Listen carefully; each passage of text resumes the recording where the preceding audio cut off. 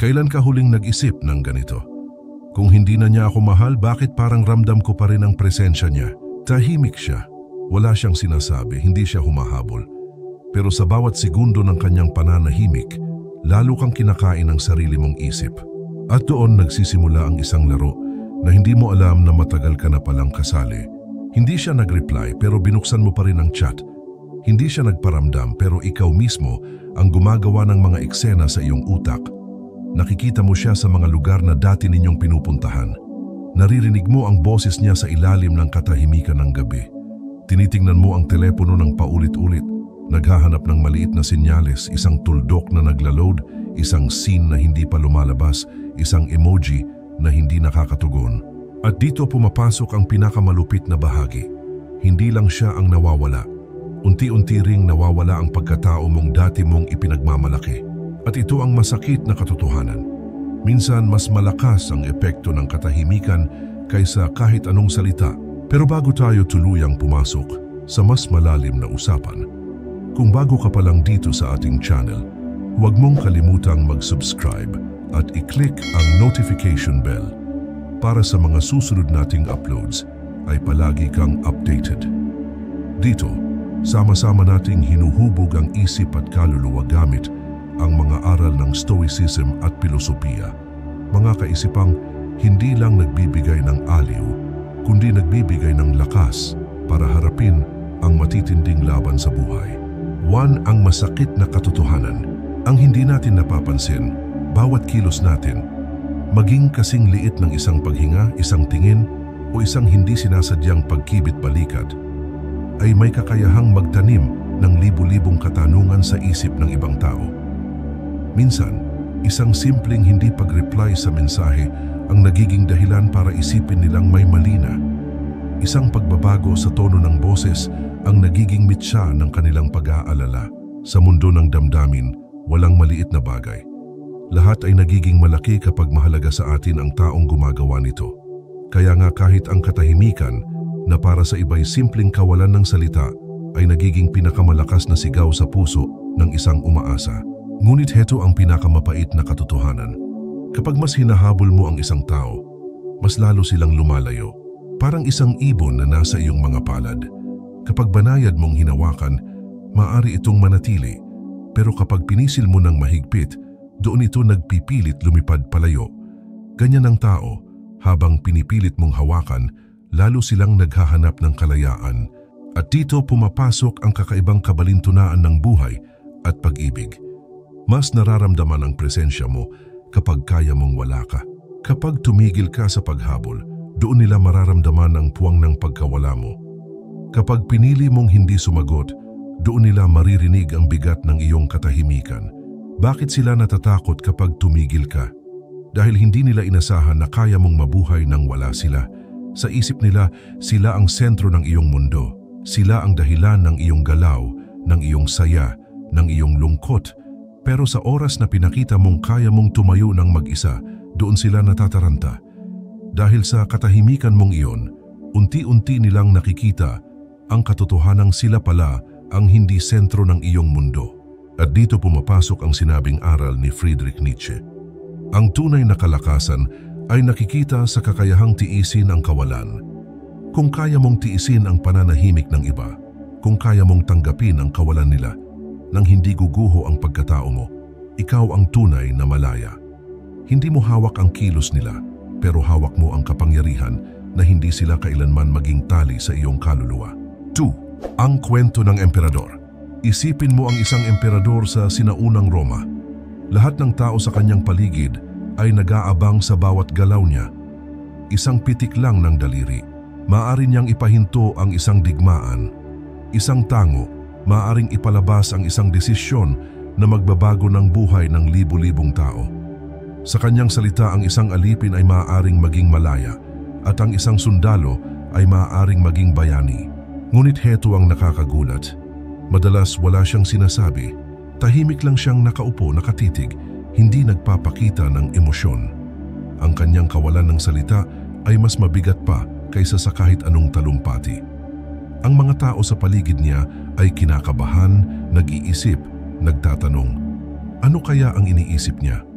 Ano kaya ang susunod niyang hakbang? At dito nagmumula ang tunay na kapangyarihan ng emperador, hindi sa dami ng salitang kanyang binitawan, kundi sa bigat ng kanyang pananahimik. Ang misteryo ng hindi niya sinasabi ay mas mabigat pa sa lahat ng kanyang mga nasabi. Ganyan din sa relasyon at sa personal na buhay. Kapag ikaw ay natahimik, nagiging palaisipan ka. Hindi nila alam kung mahal mo pa ba sila, kung galit ka ba, kung iniwan mo na ba sila, o tahimik ka lang dahil matatag ka. Sa bawat araw na lumilipas nang walang salita mula sa iyo, lalo silang nag-iisip, lalo silang nahuhulog sa bitag ng sariling isip. Hindi ka nila malimutan, hindi dahil maingay ka o palaging naroon, kundi dahil sa puwang na iniwan mo. Ang misteryo ay nakakahumaling, tulad ng isang librong hindi pa tapos basahin o isang pelikulang biglang naputol bago matapos. Ang isip ng tao ay hindi mapakali hanggat hindi nila alam ang kasunod. Kaya nga kapag pinili mong manahimik, ikaw ay nagiging palaisipan na hindi nila agad masagot. At heto ang aral. Ang katahimikan, kapag ginamit ng tama, ay nagiging pinakamatibay na anyo ng misteryo. Kapag marunong kang magpigil ng salita, hindi dahil natatakot ka, kundi dahil kaya mong panindigan ang sarili mo, mas lalo kang nagiging makapangyarihan. 3. Psychology ng kawalan. May isang psikolohikal na phenomenon na tinatawag na Zeigarnik effect. Ang ibig sabihin nito, mas naalala ng isip ng tao ang mga bagay na hindi pa tapos kumpara sa mga bagay na kumpleto na. Isipin mo, kapag nanood ka ng serye at natapos ang episode sa isang matinding cliffhanger, hindi ka mapalagay. Paulit-ulit mong iniisip kung ano ang kasunod. Ngunit kapag natapos ang kwento at nakuha mo na ang lahat ng sagot, mabilis din itong kumukupas sa iyong alaala. Ganyan din sa relasyon. Kapag hindi ka nagbigay ng closure, mas naiisip ka. Kapag hindi ka nagparamdam, mas nagiging malakas ang tanong sa isip nila. Bakit siya biglang natahimik? Ano ang nangyayari? Nawala na ba siya sa laban o mas malakas lang talaga siya kaysa sa inaakala ko? At ito ang hindi nila aaminin. Mas nararamdaman ka nila sa oras na mas pinili mong manahimik dahil ang isip ng tao ay likas na hindi mapalagay kapag may kulang. At ang katahimikan mo ay nagiging puwang na gusto nilang punuin. Ngunit heto ang babala. Ang pananahimik ay hindi laro para manipulahin ng iba. Hindi ito estratehiyang para lang saktan sila o para ipakita na mas makapangyarihan ka. Kung ganoon ang dahilan mo, ikaw pa rin ang talo dahil ibig sabihin nakaangkla pa rin ang kilos mo sa kanila. Ang tunay na dahilan kung bakit natututong manahimik ang isang stoic ay disiplina para sa sarili. Ang pananahimik ay hindi pagtakas kundi pagpipigil. Hindi ito para ipakita sa iba kung gaano ka kalakas, kundi para patunayan sa sarili mo na hindi mo kailangan ang palagiang atensyon para manatiling buo. Sabi nga ni Viktor Frankl, isang psychologist na nakaligtas sa concentration camp, ang huling kalayaan ng tao ay ang pumili ng kanyang saloobin sa anumang sitwasyon. Kapag kaya mong pumili na manahimik kahit gusto mong sumigaw, kapag kaya mong pumili na maghintay kahit gusto mong habulin, doon mo tunay na nakikilala ang iyong sariling kalayaan. For apoy at hangin, parang apoy ang atensyon. Kapag dinidiligan mo ng gasolina, lalo itong lumalaki, nagiging mabangis at minsan pati ikaw ay tinutupok. Pero kapag inalis mo ang hangin, dahan-dahan itong namamatay. Ganito rin ang emosyonal na habulan. Habang hinahabol mo sila, patuloy silang umaandar, palayo ng palayo. Pero kapag huminto ka, kapag pinili mong huwag nang magbigay ng gasolina, bigla nilang mararamdaman ang kawalan. Ito ang tinatawag ni Machiavelli na likas na kahinaan ng tao. Mas natatakot ang tao sa pagkawala ng isang bagay kaysa sa kagalakan ng pagkakaroon nito. Mas nangingibabaw ang takot na mawala kaysa sa ligayang meron. Kaya nga kapag pinili mong huwag ipakita ang sarili mo, mas natatakot silang mawala ka kaysa sa kasiyahan nilang kasama ka.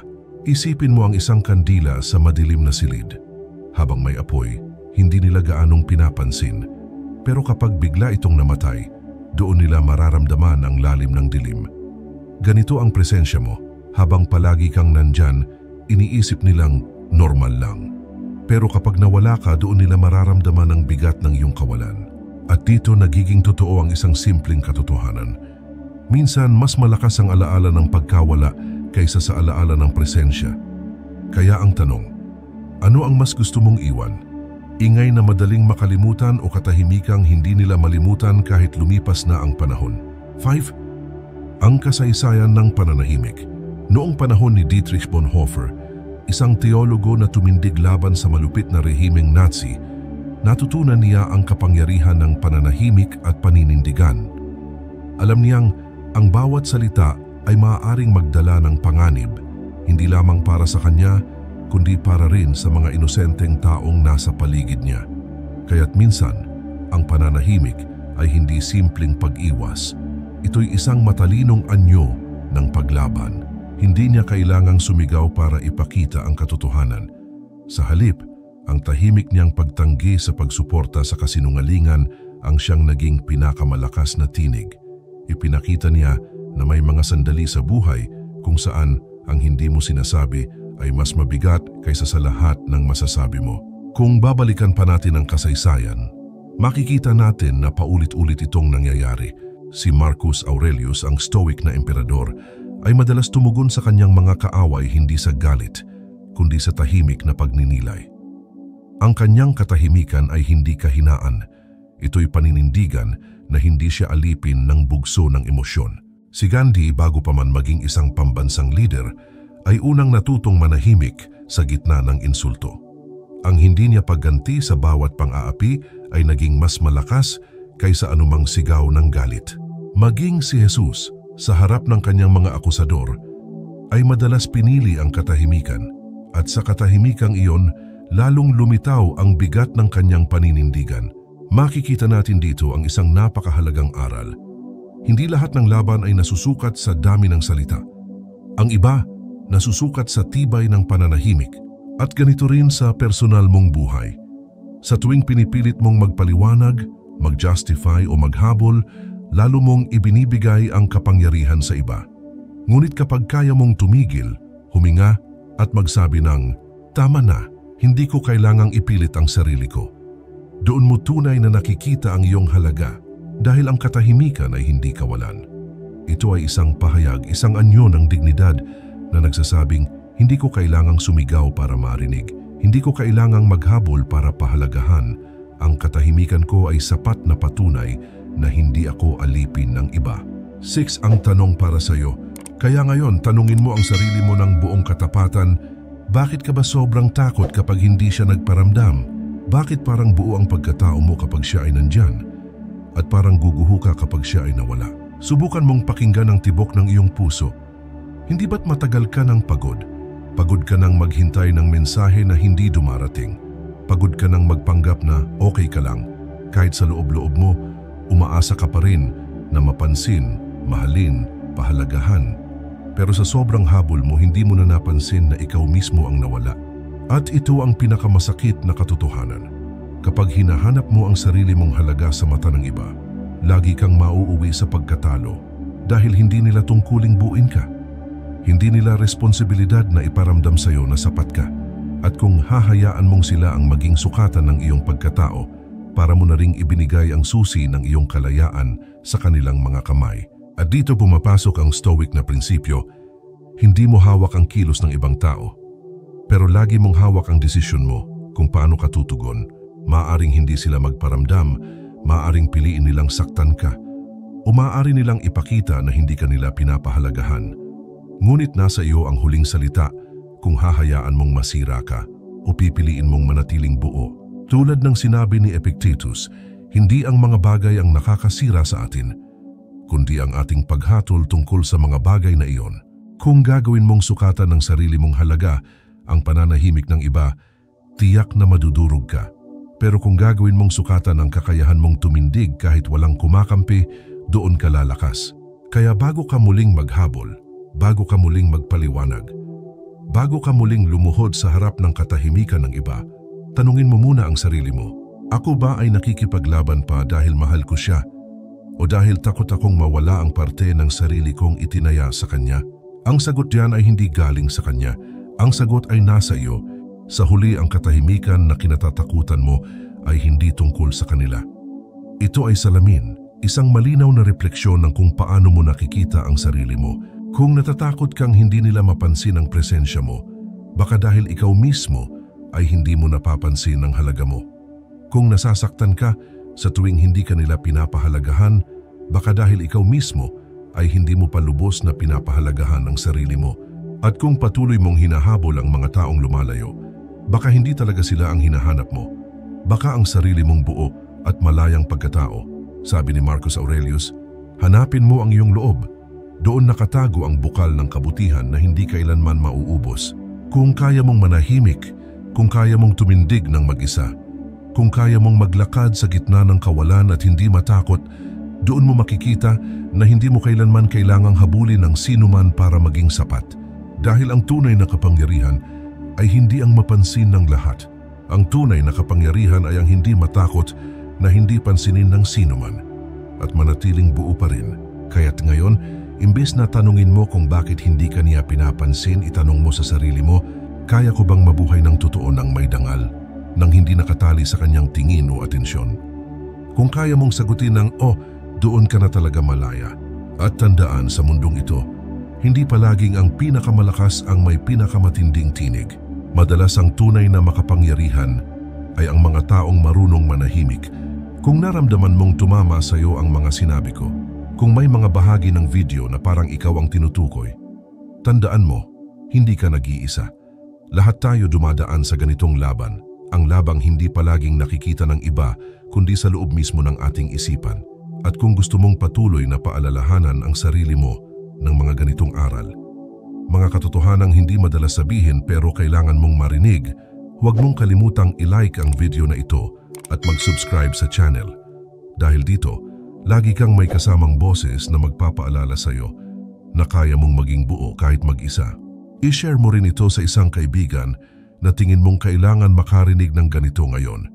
Baka ito na ang mensaheng matagal na nilang hinihintay. At gaya ng lagi kong sinasabi, manatiling matatag, manatiling totoo at higit sa lahat, manatiling malaya. Hanggang sa susunod, simple pero stoic.